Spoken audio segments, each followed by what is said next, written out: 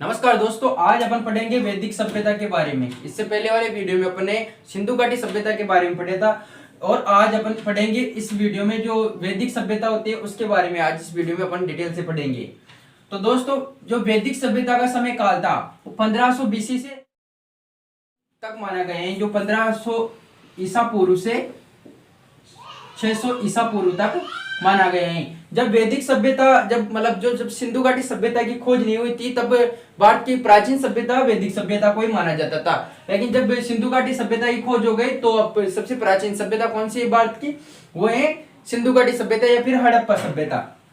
तो वैदिक सभ्यता के बारे में आज अपन डिटेल से पढ़ेंगे इस वीडियो में। वैदिक जो एक ग्रामीण सभ्यता थी, जो वैदिक सभ्यता थी वो एक ग्रामीण सभ्यता थी, लेकिन अपन ने इससे पहले वाली वीडियो में पढ़ा था सिंधु घाटी सभ्यता फिर हड़प्पा सभ्यता के बारे में, तो एक शहरी सभ्यता थी। ठीक है, एक तरफ से उल्टा क्रम चल रहा है। भाषा, तो जो आर्य लोग थे, जो वैदिक सभ्यता का जन्म हुआ था, उनकी भाषा क्या थी? भाषा संस्कृत थी। जो आर्य लोग थे, आर्यों की भाषा क्या थी? आर्यों की भाषा संस्कृत थी। ठीक है, आर्य लोग जो वैदिक सभ्यता का जन्म कैसे हुआ? आर्य लोगों का भारत पर आगमन के कारण वैदिक सभ्यता का जन्म हुआ था। वेदों की रचना इसी काल में हुई। जो वैदिक सभ्यता थी, जो वेदों की रचना थी वो इसी काल में हुई। इसी काल में जो इस सभ्यता को वैदिक सभ्यता भी कहा जाता है। वैदिक सभ्यता दोस्तों इसको दो भागों में बांटा गया है, जैसे ऋग्वैदिक काल और उत्तर वैदिक काल।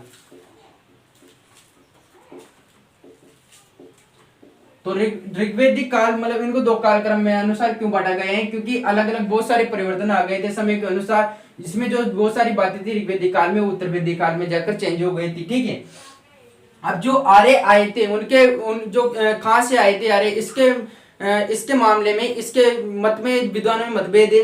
तो अलग अलग विद्वानों ने प्रकट किए हैं, इसमें अपने मत प्रकट किए हैं। तो मैक्स मुलर का कहना है कि जो आर्य थे वो एक मध्य एशिया से आए थे। दोस्तों, मैक्स मुलर का क्या कहना है कि जो आर्य थे वो मध्य एशिया से आए हैं और यही जो मत है वो सर्वाधिक प्रचलित है, यही मत इंपोर्टेंट है, इसको याद रखना। ठीक है, जो बाल गंगाधर तिलक थे, बाल गंगाधर तिलक का क्या कहना था कि वो जो आर्य लोग थे वो उत्तरी ध्रुव से आए थे। ठीक है, उसके बाद में जो विलियम्स जोन्स है, उन्होंने क्या कहा था कि आर्य यूरोप से आए थे। दयानंद सरस्वती ने क्या कहा था कि वो तिब्बत से आए थे। ठीक है, तो जो बहुत सारे विद्वानों के मत हैं, परंतु अपन ने जो इम्पोर्टेंट जो मत है विद्वानों के वो लिखे हैं यहाँ पर। तो मेन क्या पड़ेगा? मेन ये पड़ेगा जो मैक्स म्यूलर ने क्या कहा था कि मध्य एशिया से आए हैं और यही सर्वाधिक मान्य है कि जो आर्य लोग हैं वो मध्य एशिया से आए थे। बाल गंगाधर तिलक ने क्या कहा है कि उत्तरी ध्रुव से आए थे। उत्तरी ध्रुव से बाल गंगाधर तिलक ने कहा है, ये भी इंपोर्टेंट है, ये भी कई बार परीक्षाओं में पूछा जाता है। दयानंद सरस्वती का याद रखना है कि कहां से आए थे? तिब्बत से आए थे। जो अपने साइड में जो तिब्बत है वो यहाँ से आए थे। ठीक है, अब जानकारी के स्रोत देख लेते हैं दोस्तों। जो कोई सी भी सभ्यता हो उसके लिए जानकारी के स्रोत कैसे पता चलेगा? वहाँ के लोग कैसे रहते थे, वहाँ की जानकारी के लिए स्रोत होना चाहिए ना। तो स्रोतों के लिए एक तो साहित्यिक स्रोत और पुरातात्विक स्रोत। तो साहित्यिक स्रोत और पुरातात्विक स्रोत मिलते हैं। जैसे अपने हड़प्पा सभ्यता में पढ़ा था, वहाँ की जो साहित्यिक स्रोत है उनको आज दिन तक पढ़ा नहीं जा सका है। कुछ भी ऐसे तरीके से ऐसे लिखा हुआ था, चित्रों के माध्यम से उन्होंने लिपि का ज्ञान था हड़प्पा सभ्यता के लोगों को।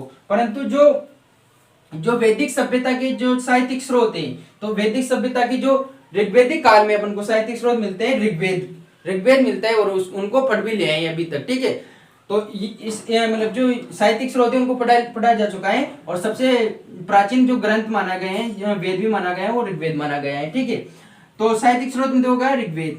अब पुरातात्विक स्रोत में देख लेते हैं पुरातात्विक स्रोत क्या क्या है। पुरातात्विक स्रोत में भगवानपुरा में 13 कमरों वाला घर मिला है। जो भगवानपुरा है, हरियाणा के पास एक जगह है भगवानपुरा, उसमें 13 कमरों वाला एक घर मिला है। ठीक है, पंजाब के कुछ जगहों पर साक्ष्य मिले हैं। जो पंजाब है, जो वर्तमान में भी भारत और पाकिस्तान में जो अलग अलग पंजाब क्षेत्र बटा हुआ है, उसमें कुछ साक्ष्य मिले हैं वैदिक सभ्यता के। कई जगहों पर मिट्टी के बर्तन भी मिले हैं, कई जगहों पर मिट्टी के जो बर्तन है वो भी मिले। इन साक्ष्य से पता चलता है कि वैदिक सभ्यता के बारे में इन साक्ष्य से पता चलता है। साहित्यिक स्रोत में तो हो गया ऋग्वेद और जो पुरातात्विक स्रोतों में बता दिया है ये हो गए। ठीक है, ऋग्वेद में आर्य निवास स्थल के लिए सप्त सिंधु क्षेत्र का उल्लेख मिलता है। जो ऋग्वेद है उसमें सप्त सिंधु स्थल जो आर्य का रहने का स्थान है उसको किस नाम से पुकारा गया है? सप्त सिंधु क्षेत्र के नाम से इसका उल्लेख मिलता है, जिसका अर्थ होता है 7 नदियों का क्षेत्र, ठीक है। उसमें 7 नदियों के क्षेत्र में कौन कौन सी नदियां आती हैं? सिंधु आती है, सरस्वती आती है, सतलुज आती है और व्यास नदी आती है, पुरुषमणि पूरा इसका प्राचीन नाम है रावी नदी का, ठीक है। विस्तरता झेलम नदी, ठीक है। उसके बाद में चिनाब। ये 7 नदियों का संगम को एक तरह इसका अर्थ होता है किसका? सप्त सिंधु का अर्थ होता है 7 नदियों का संगम, और ये 7 नदियां ये है, ठीक है। अब देखते हैं अपन ऋग्वेद के अनुसार आर्यों का विस्तार अफगानिस्तान, पंजाब और पश्चिम प्रदेश तक हुआ था। जो अफगानिस्तान से लेकर पंजाब और जो पश्चिमी जो प्रदेश थे उस तक उधर तक जो ऋग्वेद के अनुसार आर्यों का विस्तार हुआ था, उनका क्षेत्र विस्तार हुआ था। सिंधु नदी की ऋग्वेद में सबसे ज्यादा चर्चा की गई है, जबकि सरस्वती नदी को सबसे पवित्र नदी माना गया है। सिंधु नदी को मतलब सिंधु नदी का जो ऋग्वेद है मतलब जो सबसे प्राचीन वेद है उसको उसमें सिंधु नदी को सबसे ज्यादा उसमें उल्लेख किया गया है। सिंधु नदी के बारे में सबसे ज्यादा चर्चा की गई है, जबकि जो सबसे पवित्र नदी माना गया है किसको माना गया है? सरस्वती नदी को, ठीक है दोस्तों। ये इंपॉर्टेंट बात है, ठीक है। परीक्षा की दृष्टि से सरस्वती नदी को ऋग्वेद के अनुसार सबसे पवित्र नदी माना गया है। ऋग्वेद में गंगा नदी की चर्चा 1 बार की गई है और यमुना नदी की चर्चा 3 बार की गई, ठीक है। जो गंगा नदी है उसकी चर्चा ऋग्वेद में सिर्फ 1 बार मिलती है और यमुना नदी की 3 बार मिलती है, और सबसे अगर पवित्र नदी पूछे तो सरस्वती नदी है ऋग्वेद के अनुसार, ठीक है, उसमें उल्लेख मिलता है। अब किसी भी सभ्यता की जानकारी प्राप्त करने के लिए वहां की राजनीतिक स्थिति कैसी थी, वहां की सामाजिक स्थिति कैसी थी, वहां की आर्थिक स्थिति कैसी थी, इसके बारे में जानकारी होनी चाहिए। इससे आपको वहां की जो लोग रहते थे, किस प्रकार से लोग रहते थे, उनके बारे में पता चल जाएगा। अब राजनीतिक स्थिति देखते हैं। आर्य कबीलों के रूप में भारत में आए थे। जो आर्य थे वो कबीलों के रूप में भारत में आए थे, ठीक है। प्रारंभ में इनका जीवन अस्थायी था। जो प्रारंभ में जो आर्य आए थे तब इनका जीवन एक अस्थायी था, मतलब एक जगह स्थायी तौर पर निवास नहीं करते थे वो, ठीक है। पशुपालन मुख्य पेशा था। जो आर्य थे उनका प्रथम पशुपालन था वो मुख्य पेशा हुआ करता था आर्यों का, ठीक है। और इनका जीवन अस्थायी होता था, जहां मतलब एक तरफ से जहां पर इनको पशुओं को खाने के लिए चराने के लिए जो चारा चाहिए था वो जहां पर खत्म हो जाता था तो फिर वो अगले स्थान पर चले जाते थे, मतलब अस्थायी जीवन जीते थे शुरुआत में। इनके काल में आर्य भूमि की अपनी संपत्ति नहीं मानते थे बल्कि पशुओं को संपत्ति मानते थे। जो आर्य थे शुरुआत में जो भूमि को अपनी संपत्ति नहीं मानते थे, मतलब भूमि पे एक तरफ से कब्जा नहीं करते थे, वो आर्य किसको संपत्ति मानते थे? पशुओं को संपत्ति मानते थे अपनी, ठीक है। प्रशासन की सबसे छोटी इकाई परिवार होती थी, ठीक है। जो राजनीतिक स्थिति में देखते हैं अपन जो प्रशासन की सबसे छोटी इकाई कौन सी होती थी? वो परिवार होती थी, जिसको कुल कहा गया है, जिसका मुखिया क्या होता था? कुलपति होता था, ठीक है। परिवार की मतलब जो प्रशासन की सबसे छोटी इकाई कौन सी होती थी? परिवार, ठीक है, जो परिवार होती थी। और इसको क्या कहा गया है? कुल कहा गया है, ठीक है। इसका मुखिया कौन होता था? कुलपति होता था, ठीक। बहुत सारे परिवार मिलकर ग्राम बनाते थे, ठीक है। जो बहुत सारे जो परिवार मिलकर क्या बनाते थे? ग्राम बनाते थे। उसका मुखिया कौन होता था? ग्रामिक होता था, ठीक है। कई ग्राम मिलकर एक विश्व बनाते थे और उसका मुखिया होता था विश्वपति होता था, ठीक है। एक तरह से प्रशासन के तौर पे चल रही है पूरी बात। कबीले जन का मुखिया राजा होता था। इस काल में राजा साधारण मुखिया के समान था। जब कबीले का मुखिया कौन होता था? राजा होता था। लेकिन दोस्तों राज्य के पास इसी पॉलिटिकल पावर नहीं थी, ज्यादा पावर नहीं थी, वो एक सामान्य साधारण मुखिया के समान होता था, ठीक है। राजा की सहायता के लिए कुछ सहायक भी थे, जिसे पुरोहित है, सेनापति है, चरागाह का मुखिया प्रधान होता था, ठीक है। और पूरा जो ध्रुव का प्रधान होता था, स्पष्ट जो गुप्तचर होता था, तथा दूत जो संदेश भेजने का काम करता था। कबीले के लोगों को बलि नामक कर देते थे। जो कबीले के लोग थे वो बलि नामक कर देते थे, ठीक है। लेकिन ये कर उसके उनके ऊपर थोपा नहीं गया था, मतलब उनको जरूरी नहीं था कि वो दे, उनकी इच्छा के अनुसार दान दिया करते, मतलब कर दिया करते थे बलि नामक कर। और बलि नामक कर में ऐसे नहीं कि उनको पैसे के तौर पर ही दिया जाए, मतलब कोई दूध देते थे, कोई घी देते थे, मतलब अलग अलग वस्तुओं के आधार पर वो कर दिया करते थे, ठीक है।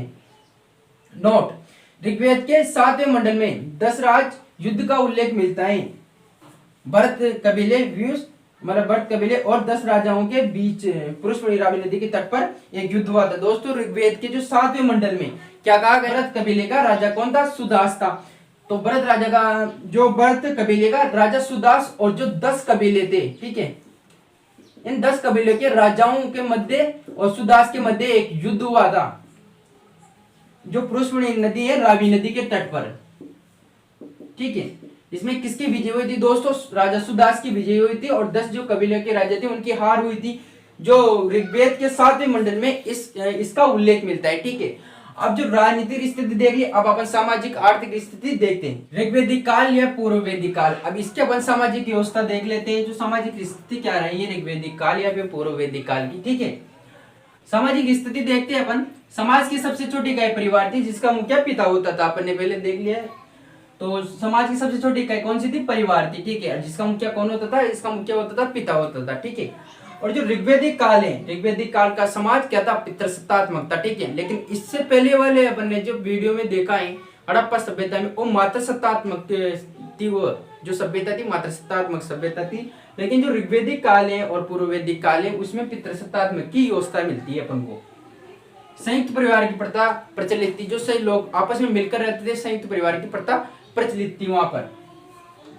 वर्ण व्यवस्था के साक्ष्य मिले ऋग्वेद के 10वें मंडल में वर्णित पुरुष सूक्त में 4 वर्णों की उत्पत्ति का वर्णन मिलता है, जिसमें ब्राह्मण, क्षत्रिय, वैश्य और शूद्र का वर्णन मिलता है। जो वर्ण व्यवस्था के साक्ष्य में मिले, जो ऋग्वेदिक काल ऋग्वेद है उसके 10वें मंडल में जो पुरुष सूक्त हैं उसमें 4 वर्णों की व्यवस्था मिलती है। कौन कौन से? ब्राह्मण, क्षत्रिय, वैश्य और शूद्र। ठीक है, परंतु जो ये व्यवस्था थी वर्ण व्यवस्था, वो मतलब कर्म के आधार पर थी, ना कि जन्म के आधार पर। ठीक है, इस काल में वर्ण विभाजन का जन्म मूलक नहीं था बल्कि कर्म मूलक था। ठीक है ना, एक ही परिवार में कोई शूद्र भी होता था, कोई ब्राह्मण भी होता था, कोई क्षत्रिय भी होता था, कोई वैश्य भी होता था पूर्व वैदिक काल में, ऋग्वेदिक काल में। लेकिन उत्तर वैदिक काल, जो उत्तर वैदिक काल ऋग्वेदिक काल तक आती आती है व्यवस्था चेंज हो गई और जो वर्ण व्यवस्था थी वो जन्म के आधार पर हो गई और अभी तक जन्म के आधार पर ही चली आ रही है। लेकिन जो उस टाइम वो क्या थी? कर्म के आधार पर वर्ण व्यवस्था थी। ठीक है, कर्म के आधार पर स्त्रियां अपने पति के साथ यज्ञ कार्य में भाग लिया करती थी। जो स्त्रियां थी वो यज्ञ कार्य में भाग लिया करती थी अपने पति के साथ।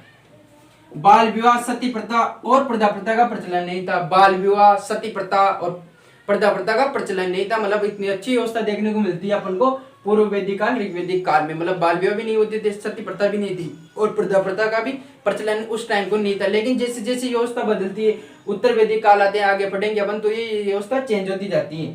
ठीक, बहुत सारी कुप्रथाएं आ जाती है। विधवा विवाह की प्रथा भी थी। विधवा विवाह, जैसे विधवा हो जाती थी कोई महिला तो पुनर्विवाह कर सकती थी, विधवा विवाह भी प्रचलित था। एक पत्नी, मतलब एक ही पत्नी का प्रचलन था, एक पुरुष एक ही पत्नी रखता था, मतलब बहु विवाह का प्रचलन नहीं था। दहेज प्रथा नहीं थी, मगर शादी में उपहार दिया जाता था। मतलब दहेज प्रथा का प्रचलन भी उस समय नहीं था, लेकिन जो शादी में क्या है, एक उपहार स्वरूप कोई चीज भेंट की जाती थी। ठीक है, ऋग्वेदिक काल में अपाला, लोभ मुद्रा, गोसा, सिकतर, विश्ववारा जैसी विदुषी महिलाओं का उल्लेख मिलता है। इस विदुषी महिला थी, विदुषी मतलब जो बुद्धिमान, जो विद्वान होते हैं, पुरुषों के लिए विद्वान शब्द किया जाता है, तो विदुषी महिलाओं के लिए किया जाता है। लोग मांसाहारी और शाकाहारी दोनों प्रकार के भोजन किया करते थे। लोग मांसाहारी भी थे और शाकाहारी दोनों प्रकार के भोजन किया करते थे। ठीक है, सोमरस इनका मुख्य पेय था। जो सोमरस था वो इनका मुख्य पेय रस था। मतलब एक तरह से बहुत सारे जो त्योहार होते थे उनमें सोम रस का प्रयोग किया जाता था। ऐसा नहीं कि शराब की तरह नहीं, कुछ एक अच्छा पेय रस था, उनका मुख्य पसंदीदा पेय रस था सोम रस। ठीक है, जो विशेष कार्यों पर पिया जाता था। ठीक है, तो अपने सामाजिक स्थिति के बारे में जान लिया। ठीक है, राजनीतिक स्थिति के बारे में जान लिया, अब आर्थिक स्थिति के बारे में जानेंगे। ठीक है, ऋग्वेदिक काल या पूर्व वैदिक काल के आर्थिक जीवन देख लेते हैं अपन। आर्थिक जीवन क्या क्या है। ठीक है, लोगों का मुख्य पेशा पशुपालन और द्वितीय पेशा कृषि हुआ करता था। दोस्तों, जो लोगों का मुख्य पेशा था वो क्या था? वो पशुपालन हुआ करता था। मतलब मेन जो पेशा था वो पशुपालन हुआ करता था। जो द्वितीय पेशा किसको मानते थे? वो अपना इसको कृषि को मानते थे। लेकिन जो उत्तर वैदिक काल में आते थे व्यवस्था चेंज हो जाती है। अब कृषि को महत्वपूर्ण, उत्तर वैदिक काल में कृषि को महत्वपूर्ण स्थान देते हैं और पशुपालन को ये एज द्वितीय पेशे के रूप में इस्तेमाल करते हैं। वो गाय को पवित्र पशु माना जाता है। गाय को अष्टकर्णी भी कहा गया है। गाय को पवित्र पशु माना गया है और गाय को अष्टकर्णी भी कहा गया है। गाय को अगन्य न मारे जाने योग्य माना गया है। जो गाय है वो एक पवित्र पशु माना गया है और उनको न मारे जाने योग्य पशु की श्रेणी में रखा गया है। उनको मारना एक अपराध की श्रेणी में माना जाता था उस समय। घोड़ा इनका सबसे उपयोगी पशु माना गया है। घोड़ा इनका उपयोगी पसंदीदा सबसे पशु माना गया है घोड़ा। इस काल में लोग जौ की खेती पर अधिक ध्यान दिया करते थे। उस टाइम की जो ऋग्वेदिक काल है उस टाइम के आर्थिक जीवन में क्या था? जो जौ की खेती थी, उस जौ की कृषि पर लोग अधिक ध्यान दिया करते थे।